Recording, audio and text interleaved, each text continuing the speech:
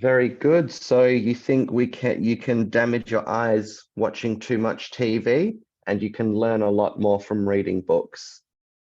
Very good, Sonic. Thank you. Next, I'll ask Sally, please. Hello, teacher. Hello, Sally. So my question for you, should schools have more sport classes for students? I think yes, because many in the world, many students are becoming more lazy day by day. So at school, they should also spend some time doing exercise so they can be healthy. Because at home, maybe some of them can be lazy and only watch TV or sleep all day. So they might not spend enough time during exercise. So school should have more exercise so they can be more healthy when and it also helps them to be more concentrate on classes. Very good. Thank you, Sally. Next up, I will ask Mia.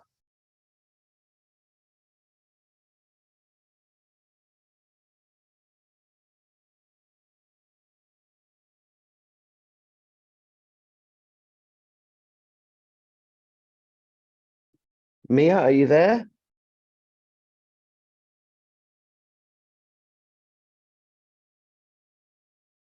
All right, let's try someone else. Anne. Oh, there's Mia. Sure. Hello. Can you please tell me what you think about the question? Should students be allowed to have cell phones in school? Well, I think they use phones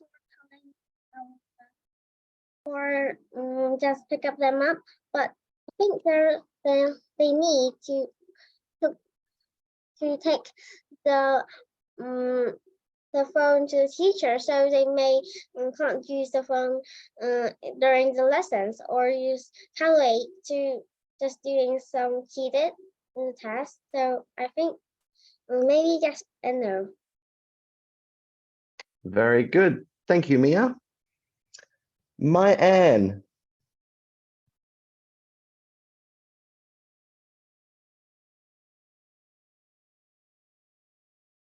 Anne, are you there?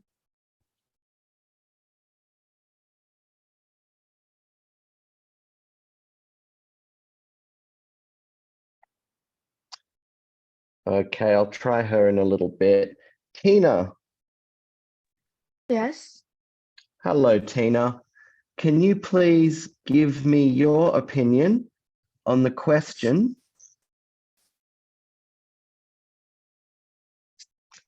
No worries, Anne. I'll ask you a question next. I'll give you some time to type your answer out. So Tina, should children be given an allowance for doing household chores? Yes, because like it shows that they did the work and so that they get the reward. So they will keep on doing the work until like they actually get the reward. Very good. Thank you, Tina.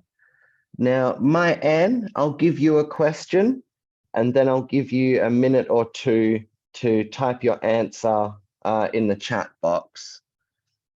So my question for you,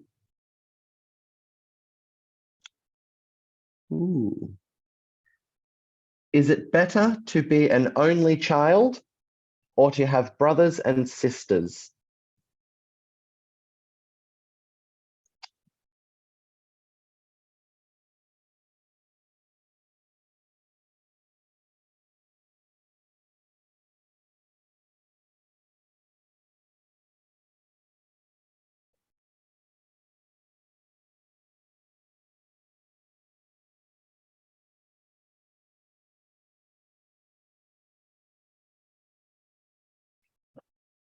So that's my question for you, my Anne.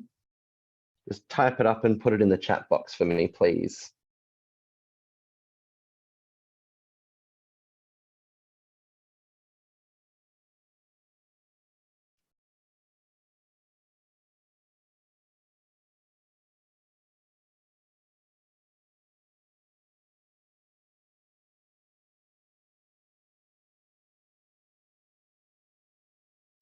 Okay, so while my Anne is typing up her answer, I'll just let you know about what we're going to be learning today. So I've got a slideshow for you that I'm going to start after we finish this activity. That's just going to teach you about some of the most important parts about a debate. So just a nice, easy, a nice, easy introduction lesson. And then after the lesson, I'm going to post some documents in your Zalo group. And I just want you to have a read of those and learn what's on them. And that information will become useful in the lessons that are going to come in the future.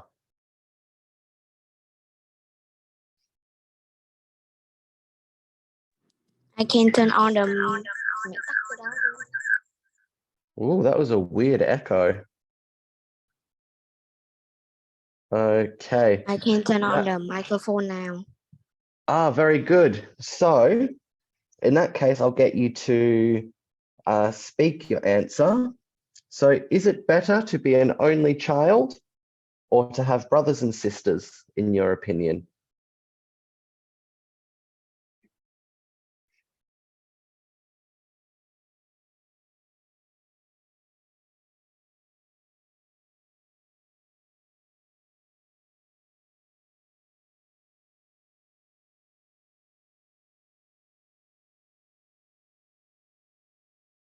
To talk in live fun about thing or toys. So Pardon? I think, yeah. So I think we better have a brother and sister. Very good. Thank you very much, Mayanne. Well done, everybody. So that was good to hear your opinions on some of these questions. As we move forward, we're going to learn how to take our ideas that we have, and we're going to learn how to write about them in a way that we can be able to convince other people to believe what we have to say. So I look forward to that because you've already got some good ideas, and I look forward to helping you make them more effective. So I'm going to share my screen with you all now. And I'm going to start this slideshow.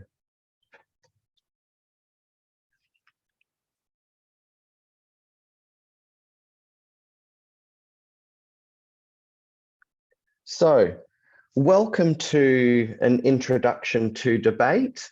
Today's lesson is called, What is Debate?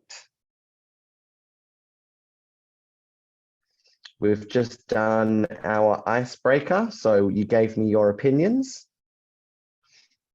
And now the first question that we want to ask is, what is a debate?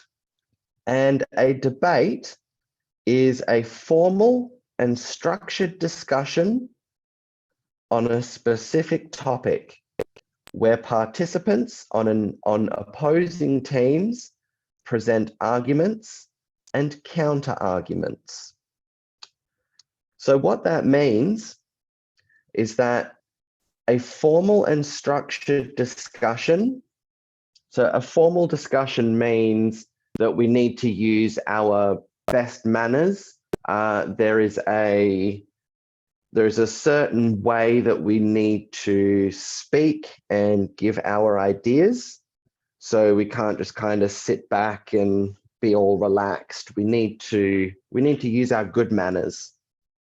And the structured part of the discussion just means that the discussion needs to happen in a certain order.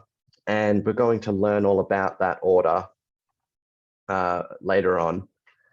So we have two teams, and those teams will present their arguments on a specific topic.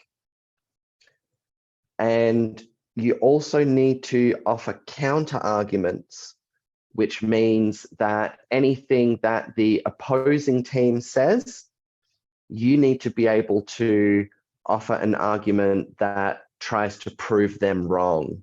So you're trying to out-argue your opponents, basically. And what is the purpose of a debate? The purpose of a debate is to explore different viewpoints, persuade others, and develop critical thinking skills. So to explore different viewpoints just means to look at an issue from many different directions so that we can understand that topic as well as possible.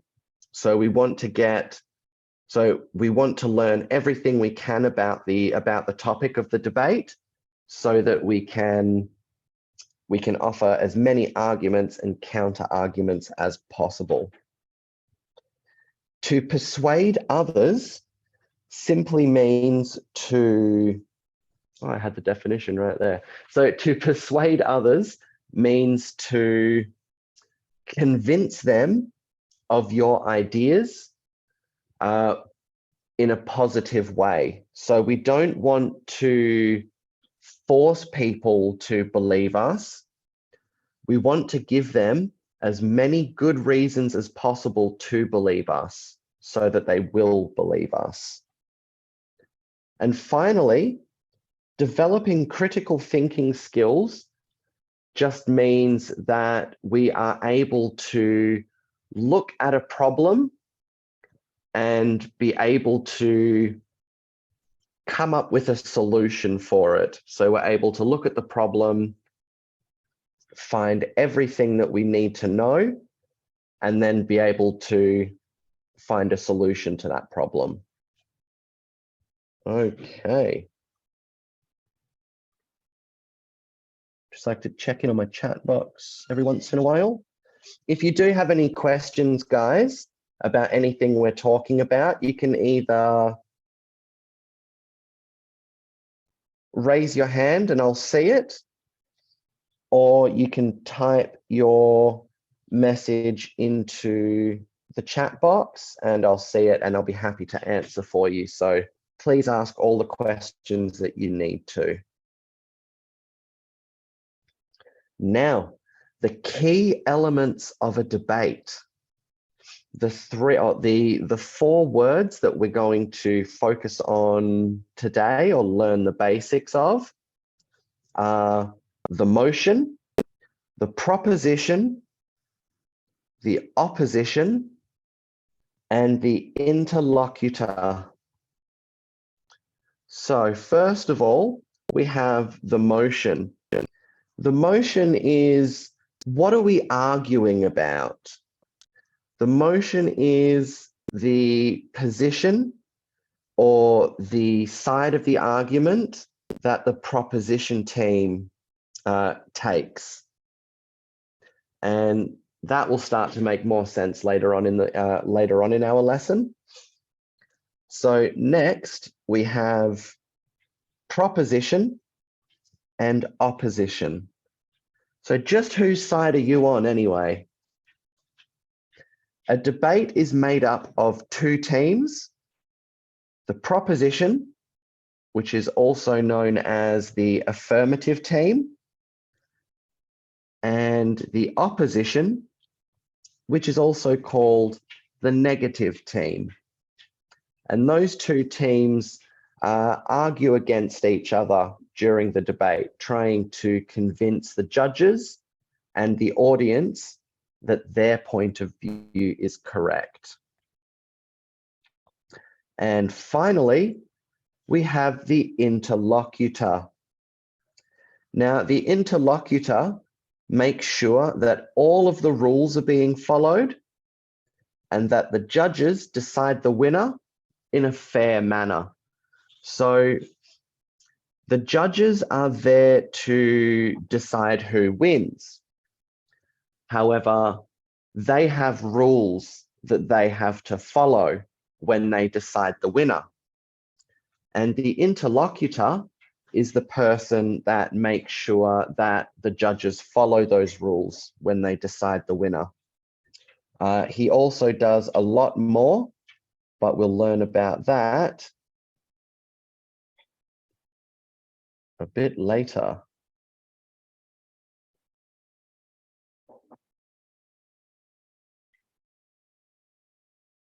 Yes, I am sharing my screen. Can everybody see my screen? Yes. Cool. Yeah, Yes. awesome. Cool. I just got a message asking if I was sharing my screen, so I thought somebody couldn't see it, but that's good that you can. Okay.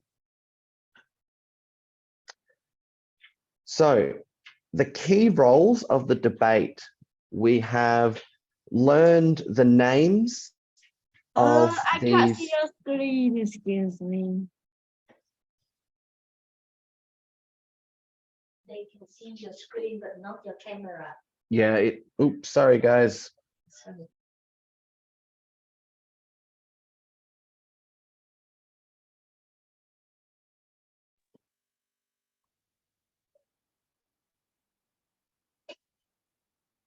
So Sally, can you see my screen? Oh, nothing. Yeah, that's what they see. So you have to turn it on. You use one of your phone, nothing. When you turn it off that one, you let the glass freeze. Okay. So, I think that one goes away. So the key roles of the debate. So I'm just going to jump onto Zoom on my phone so I can have the camera on as well so you can see me.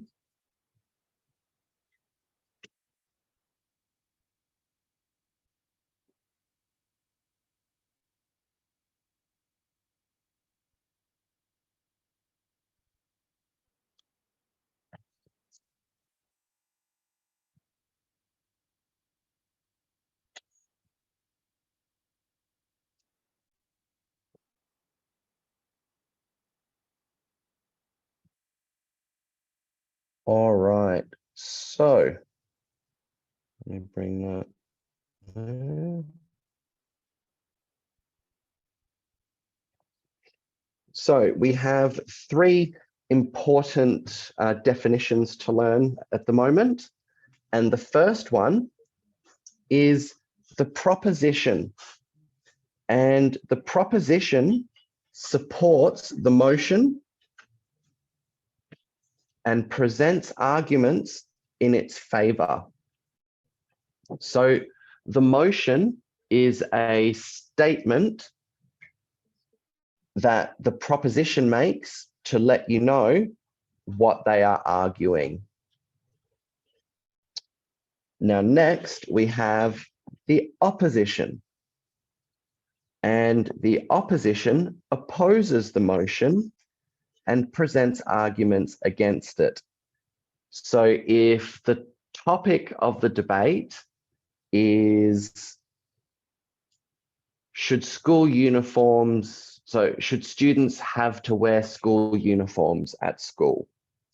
The proposition might, so if the proposition were to say, yes, we think students should have to wear school uniforms, then the opposition would argue and say, no, we do not think students should have to wear school uniforms.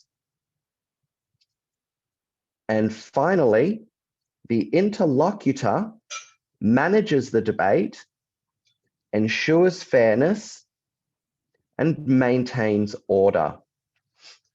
So to manage the debate, that just means that the interlocutor makes sure that everybody follows the rules, because there are special rules for the debating teams and there are special rules for the judges. The interlocutor ensures fairness. So that just means that they make sure that everybody gets the same amount of time to speak and that nobody speaks for too long. So normally in a debate, each speaker will be given usually between 3 to 5 minutes to give their argument, and the interlocutor will make sure that everybody sticks to that time limit and that nobody speaks for too long. And finally, by maintaining order, sometimes during a debate, some debaters can get a little bit heated and they might stop arguing in the debate and they might actually start arguing with each other properly. So the interlocutor is also there just to make sure that nobody gets too angry and nobody gets too upset. And if they do, the interlocutor will stop it and bring the debate back to where it should be, bring it back into line. So, do we have any questions about what we've spoken about so far?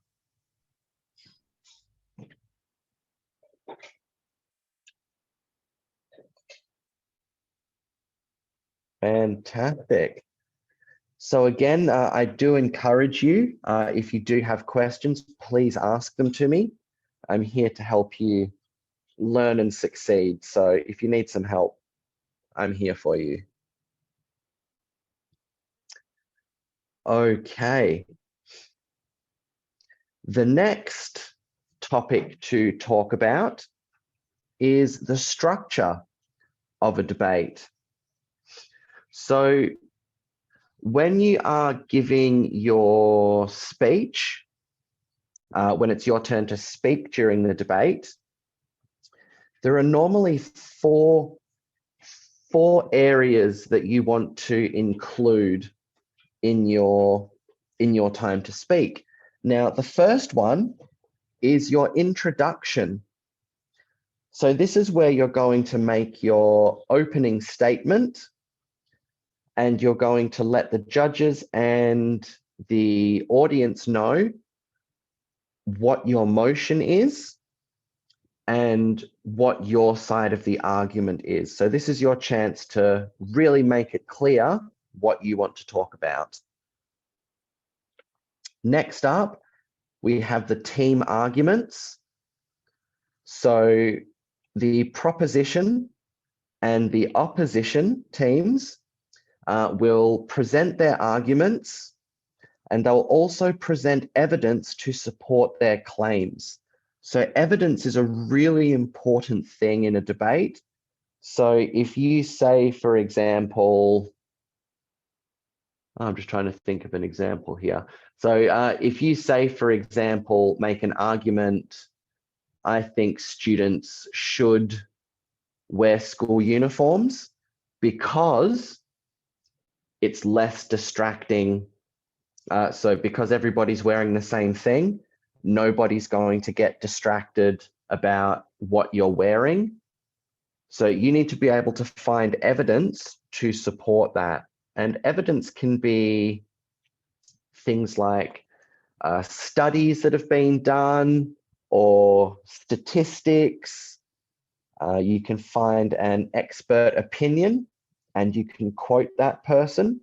So just some information from somebody else that is going to support your argument, make your argument stronger. The next section is rebuttals. And a rebuttal is your attempt to counter the other team's argument. So if the proposition team say, we think that, so for example, if we think that students should wear school uniforms because it's less distracting, the opposition team might try to argue or counter argue and say that may be true, but it takes away from the students' ability to choose what they want to wear. So it's just an argument from the other point of view to try and cancel out the other team's argument. And finally, you need to make sure that you include a conclusion.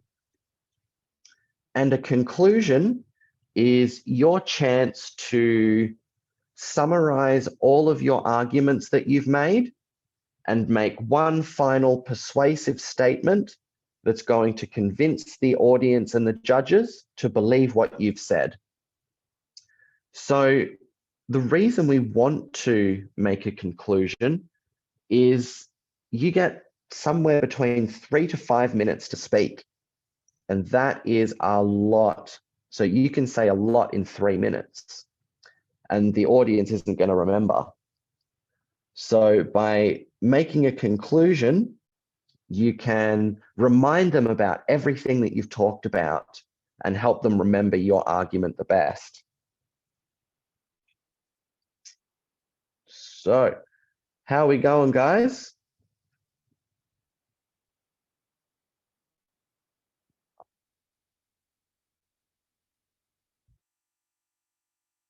No news is good news. I'll take it that everybody's doing well. Fantastic.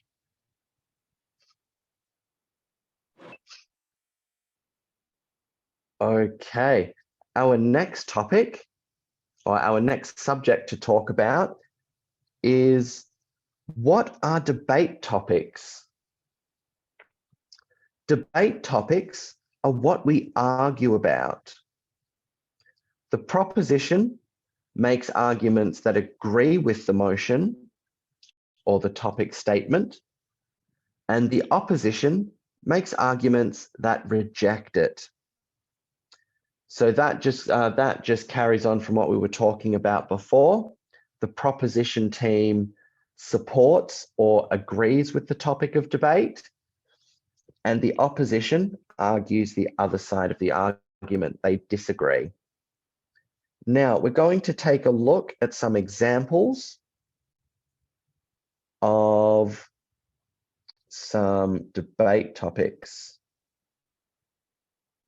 Yeah, guys, so please feel free to ask questions or just have a chat, as long as we obviously keep it on topic about the debating.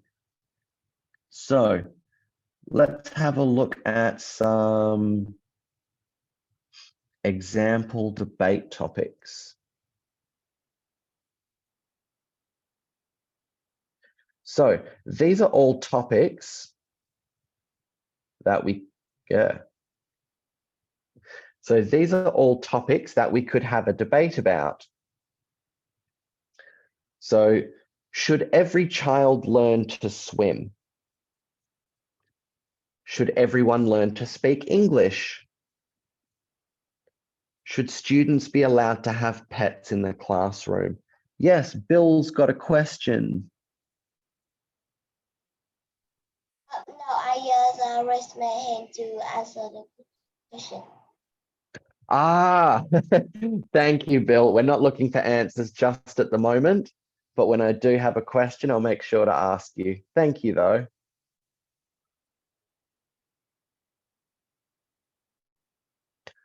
Okay, so the one thing that you notice about all of these questions, the one thing you notice about all of these questions is that they're not just a yes or no question. They are questions that require you to think about them and come up with reasons to agree and reasons to disagree. And they're questions that require you to support your argument. They require you to not just say yes or no, but you need to be able to make arguments for your point of view, and you need to be able to support your point of view with evidence. So you need to be able to prove your point of view. And that's one of the things that's so interesting about debate, is that it's really going to help you, it's really going to help you learn to develop your thinking. So you're going to be able to look at these questions and you're going to be able to really think about them and be able to express your opinion. So we see here, and this is just a list of, I think there's 39 questions on this list. Yeah, 39 questions. And while you won't have to do it immediately, if you ever want to practice this, you can come back to this list, pick a topic, and try and come up with some different arguments to develop your thinking skills.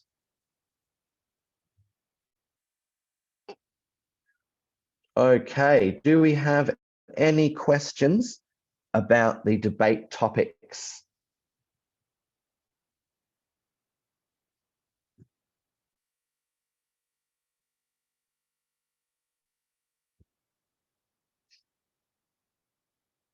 I see some chats. Okay. Fantastic.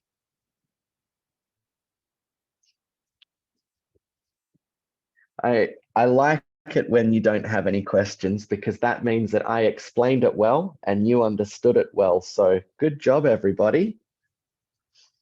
Now, the next thing I would like to talk to you about are the skills that you can learn. Excuse me. The skills that you can develop through debating. So the first skill that I've already mentioned to you is critical thinking. And critical thinking is the ability to analyze information. So to be able to read some information and not just believe it, but to be able to ask questions and to be able to figure out whether you believe that information or not. You'll get the ability to evaluate arguments. So similar to analyzing information, but this is more when people speak to you and tell you information, you're able to decide whether it's good information or bad information, and that will really help you in your as you grow up. That will really help you to make sure you're really lost my train of thought again. Yeah, to make sure that you're really learning good quality information. The next skill is deductive reasoning. And deductive reasoning, it's kind of like Sherlock Holmes, how he can look at a situation and he can work out what has happened, or you can come to a conclusion, you can come to a realization based on the evidence you've got in front of you. You can look at it and go, okay, this plus this plus this, okay, that must have happened. And the last part of critical thinking is forming logical ideas. And forming logical ideas is simply the ability to form an idea that makes sense. So I know that I sometimes have ideas that they'll just pop into my head. And at first I'll think, wow, that's really smart. Like that's really good. But then after I use my deductive reasoning and my critical thinking skills, I'll look at that idea and I'll go, oh no, that doesn't really make sense. So then I'll think about it a bit more, and I will eventually be able to make that idea make sense. So it's not about giving up on bad ideas. It's about taking an idea from the beginning and making it make sense. So that's an important one. Just because an idea that you have might not be logical at first, using these skills, you can develop that idea and make it make sense. Our next skill that we can develop are our research skills. So, excuse me, our research skills are the skills that we need to be able to find the information to support our arguments. So it's things like where we look for the information and how we look for the information. And we're going to learn all of this in later classes. So research skills include gathering evidence and facts and examples to support our argument. So just to link the first two skills together, for example, we might use we would use our critical thinking skills first to develop our ideas, the ideas that we want to debate about. Then we would use our research skills to collect information. And it's always better to collect more information than you need. Then you go back to your critical thinking skills and you go through that information and you decide which of that information is the best and which information will help you the most. And finally, your communication skills. So we need to be able to express our ideas clearly, so in a way that everybody understands. So there's no misunderstanding. Everybody knows and agrees with what we're talking about. We need to listen actively to others. So if somebody else is talking, we don't want to be sitting there and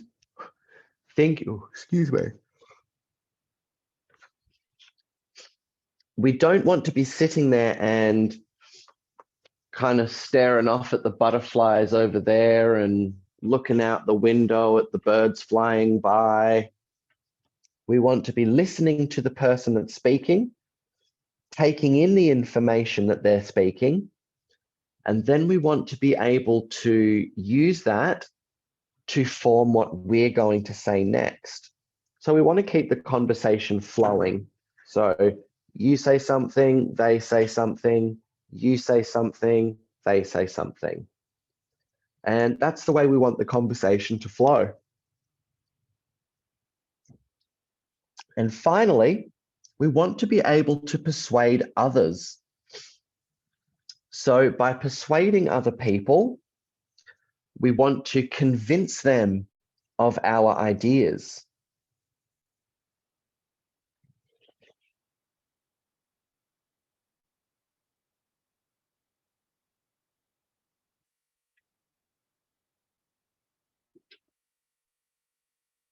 Okay. So yes, persuading, we want them to be able to we want to be able to convince the audience and the judges of our points of view. So we have talked about a lot of things today. So I'm going to go back through some of the slides now, and I'm going to ask each of you a question, just to give you a chance to reinforce what we've been learning about. So, first of all, I'm going to ask Bill. Yes, teacher. Can you tell me what a debate is? Debate is like we used to talk to each other, like argue, but the argue has the rules of it. Not like I think it might be this. It might be this. We don't shout at each other. And Very, it yep, was sorry, go on. we will make opinion of this. I think this will be good, and the other person will say also that, and we can talk about which one is better. Very good, Bill. Very good. So you addressed each important point of what a debate is supposed to be. Well done. So we need to make sure we follow the rules while we present our arguments to the other team. Very good. Okay. Next up, I'll ask Mia. Yeah. Mia, can you tell me why we debate? What's the reason that we have a debate?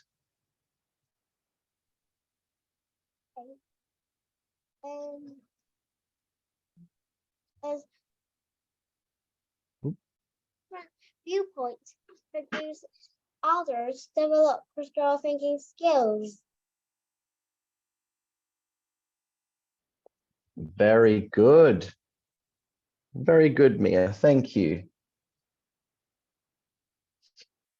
Okay, next up, Min. Yes.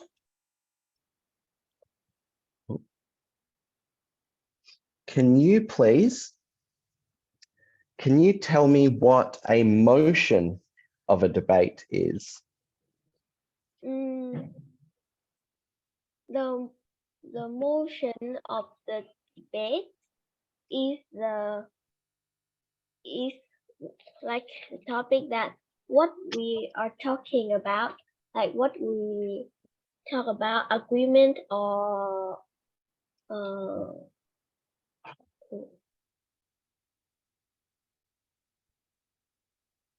You're on the right track. You're doing good, Min. Can you tell me which team makes the motion?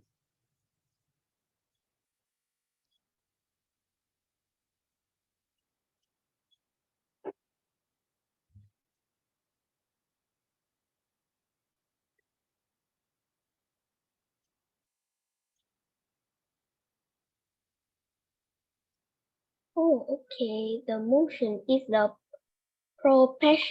proportions portion. Very good. The motion is the proposition's position. Very good. So that is the point of view that the proposition team takes. Mia, do you have a question?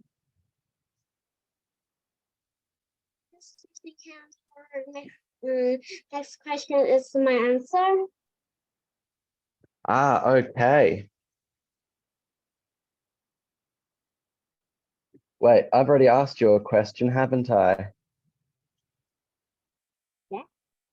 I'll circle back around to you. I just want to give everybody a chance to answer a question first, but then I'll come back to you. So next, Tina. Yes. Hello. Can you please tell me what the proposition is? The proposition is the side that agrees with the debate topic. Very good. Thank you, Tina. And Sally?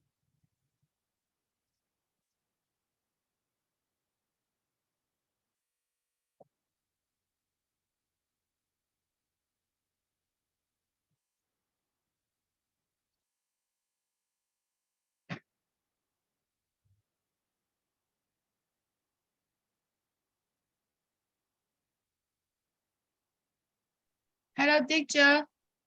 Hello. Can you Uh, please yeah, tell me what the opposition is? yeah. I'm Sally's mom. Oh, hello. Yeah, I see there are two students named Sally in this class.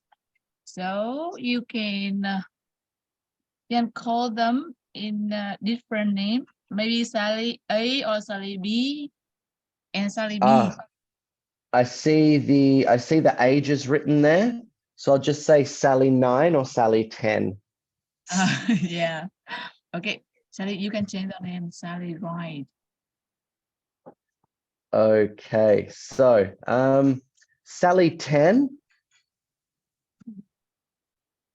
Okay, Sally 10 Can is you. can you please tell me, Sally Ride, can you please tell me what the opposition is?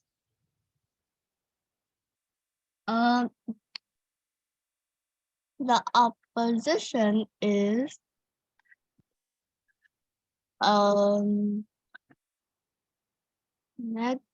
negative team. Very good. So if the proposition team agrees with the topic, what does the opposition team do?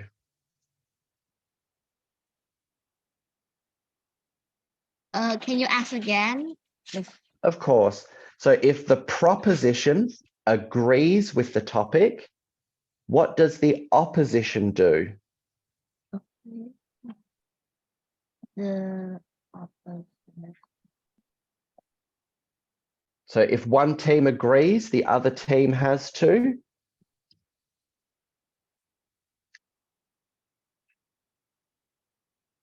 disagree.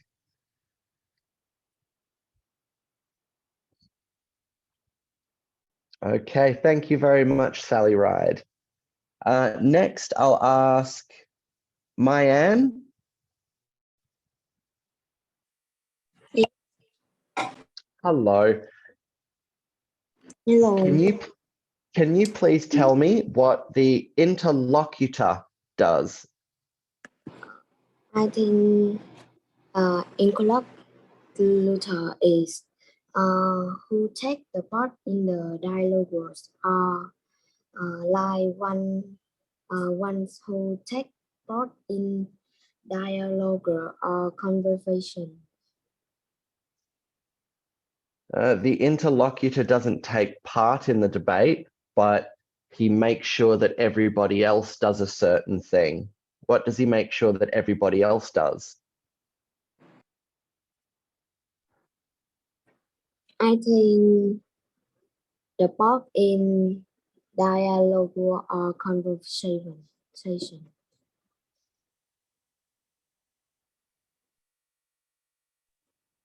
Interlocutor make sure that all of the rules follow and that the juror will decide the winner in a fair manner. Make sure that everybody follows the rules. The rules. Very good. So next up, let me just stop my annotation.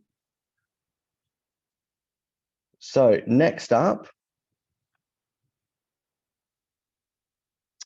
we've already talked about that. So can I please have Sally 9?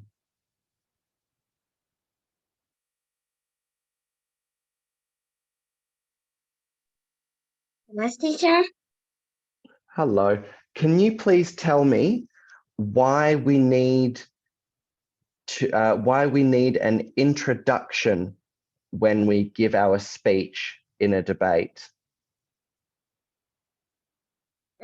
To let know that everybody can know what we are talking about. Very good. Thank you, Sally. And next up, Sonic, please.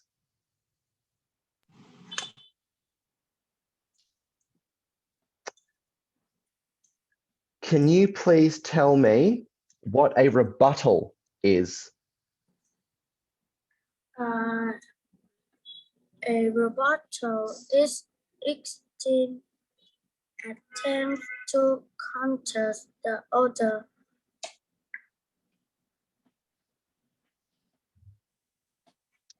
Counter the other what?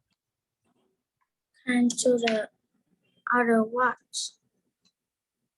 Very good. Counter the words of the other team. So counter their arguments. Well done, Sonic. Thank you. And now, Mia,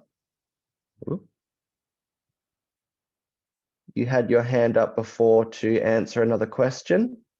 So why do we need a conclusion in our speech?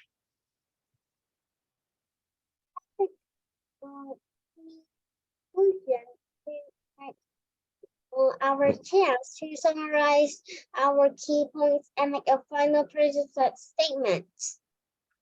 Very good. It's our chance to remind the audience about all the important things that we've said.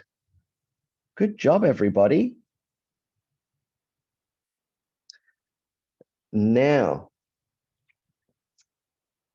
we'll skip the debate topics because that's going to be part of your homework. Okay, so I just want to show you your homework before I send it to you. And this will be due, so we won't actually look at the homework in class until the 4th lesson, because we're going to develop this homework over the next few classes. So your task for this homework is think of a motion that you would like to debate in class. It can be any topic you find interesting or relevant. So I'm going to give you a big long list of debate topics. You can either pick one off of that list, or you can think of one yourself. So it doesn't have to be off that list, but the list is there to help if you need it. I want you to write that motion down along with a short explanation of why you chose it. So I want you to tell me why you picked that debate topic.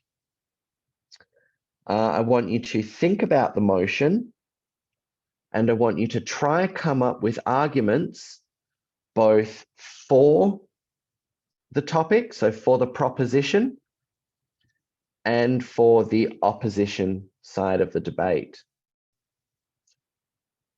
So I have put here, be prepared to present your motion, but we're going to hold off on it for a couple of lessons, and we'll go through them all together then.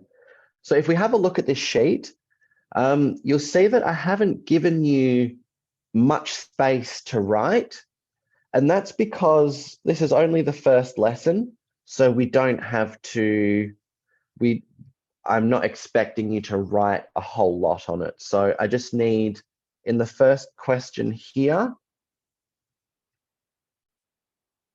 So in the first question here, that's where you'll write your motion for debate or your topic for debate. The second one here, there's just a few lines to give me your reason. And then below, here are your 3 arguments for the proposition. So agree with topic. And down below, we have some space for 3 more arguments where you are going to disagree with the topic. And the reason that we want to come up with arguments for both sides of the argument is because as a debater, we need to be able to look at an argument from all the different angles.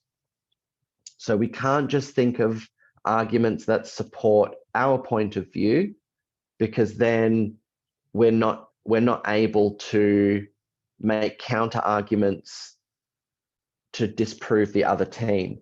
So we need to think about it from every single angle that we can. And this is just a nice simple exercise to get us started. Okay, so you guys have done fantastic today. I was very happy to hear your opinions at the beginning of class. I was very happy to hear you answer all the questions at the end. And I look forward to seeing you guys next Tuesday. So have a wonderful weekend, and I'll send your homework in the Zalo group. So bye, everybody. Goodbye. Goodbye, teacher. Goodbye. Goodbye. Great effort, everybody. Bye.